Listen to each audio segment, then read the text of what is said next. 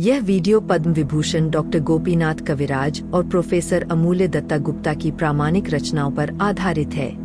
ज्ञानगंज योगी परमहंस विशुद्धानंद जी ने दुनिया को गहन आध्यात्मिक ज्ञान से परिचित कराया। निम्नलिखित प्रश्न और उत्तर एक भक्त और ज्ञानगंज योगी परमहंस विशुद्धानंद जी के बीच है। यह चर्चा विभिन्न आध्यात्मिक अवधारणाओं, विशेष रूप से मृत्यु के बाद के जीवन पर आधारित है।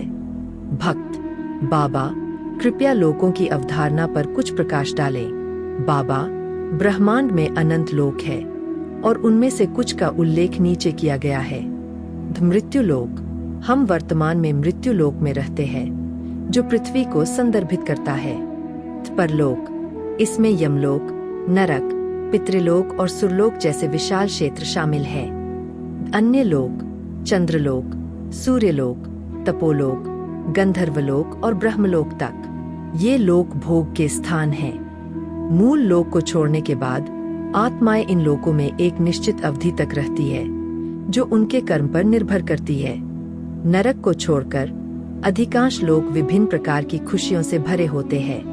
अपनी अवधि पूरी करने के बाद आत्माएं पुनर्जन्म के लिए मूल लोक में लौटती है, जो उनके पिछले कर्मों और इच्छाओं पर आधारित होता है। यह प्रक्रिया स्वचालित और प्राकृतिक होती है, ठीक वैसे ही जैसे एक शिशु जन्म के बाद बढ़ता है। प्रत्येक लोक के विशिष्ट परमाणु और अणु होते हैं। इन लोकों में जाने वाले शरीर स्वतः ही समान प्रकार के परमाणुओं और अणुओं से निर्मित होते हैं। यदि एक प्रकार के परमाणु और अणु वाला शरीर किसी अन्य लोक में जाता है, तो वह नष्ट हो जाएगा। यह व्यवस्था ब्रह्मलोक तक मौजूद है। कोई भी अपने शरीर को छोड़ने के बाद किसी भी लोक में स्थायी रूप से नहीं रह सकता। सभी को अंततः पृथ्वी पर लौटना पड़ता है और जीवन चक्र चलता रहता है। यह चक्र तभी टूट सकता है जब कोई आत्मज्ञान प्राप्त कर ले। सभी आत्मज्ञानी अपनी मृत्यु का समय चुन सकते हैं। कोई उन्हें मार या नष्ट नहीं कर सकता। यदि एक ज्ञानी का पुनर्जन्म होता है, तो वे अपने कर्मों के अनुसार अपने माता पिता या परिवार का चुनाव कर सकते हैं, जिन्हें उन्हें भविष्य में पूरा करना होता है। एक सामान्य व्यक्ति के लिए मृत्यु के बाद की पूरी प्रक्रिया स्वचालित होती है, बिना किसी नियंत्रण के, लेकिन ज्ञानी के लिए यह प्रक्रिया आत्मनियंत्रित होती है। अब तक जो कुछ भी हमने लोकों के बारे में चर्चा की है, वह माया के नियंत्रण में है।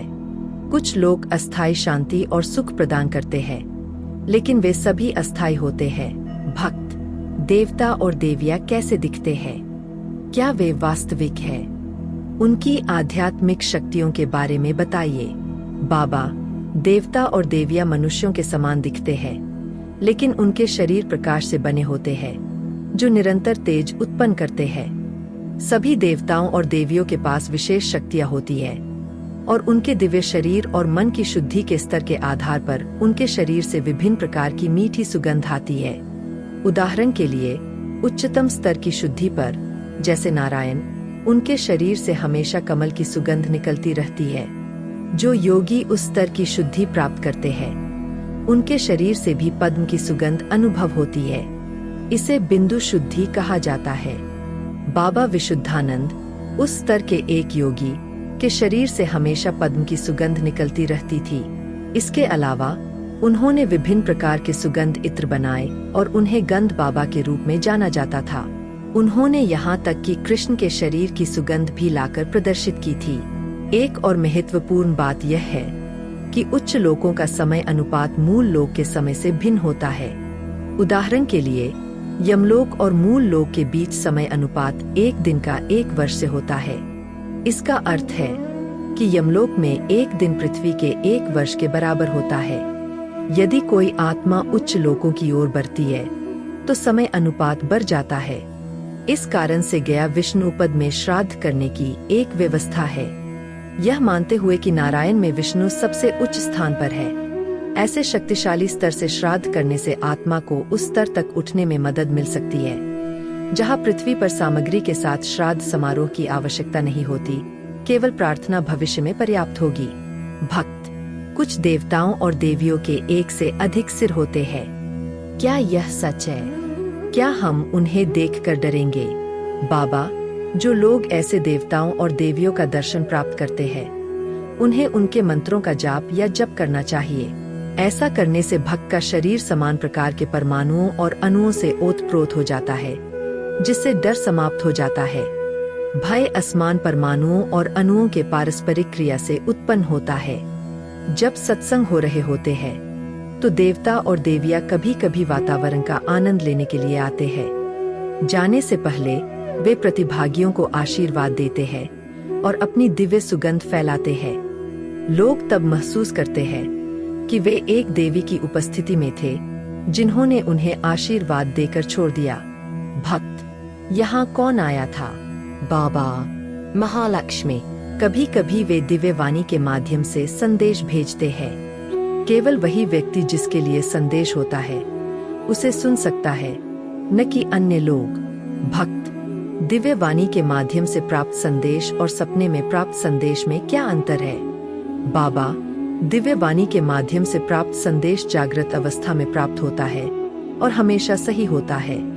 हालांकि सपनों में प्राप्त संदेश या मंत्र हमेशा सटीक नहीं हो सकते, क्योंकि कभी कभी बुरी आत्माएं भ्रामक संदेश दे सकती है।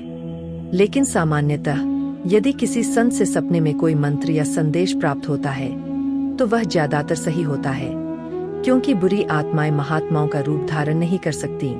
हालांकि इसे किसी भी महात्मा द्वारा पृथ्वी पर सत्यापित किया जा सकता है।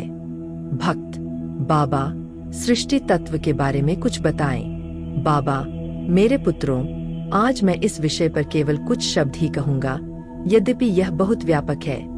जब सृष्टि होती है तो ह्लादिनी शक्ति, आनंद की शक्ति का सृजनकर्ता के साथ मिलन सृष्टि का कारण बनता है। सृजनकर्ता अपनी इच्छा से सृष्टि की प्रक्रिया को जारी रखते हैं। पुरुष और प्रकृति शक्ति का मिलन नए जीवों के जन्म का कारण बनता है। यह प्रक्रिया पृथ्वी पर सभी सृष्टि में समान होती है। आज मैं यही कहूंगा, बाबा ने कहा, और बातचीत समाप्त हुई। वीडियो देखने के लिए धन्यवाद। कृपया चैनल को लाइक, शेयर और सब्सक्राइब करें। नियमित सूचना और अपडेट पाने के लिए बेल आइकन दबाएं।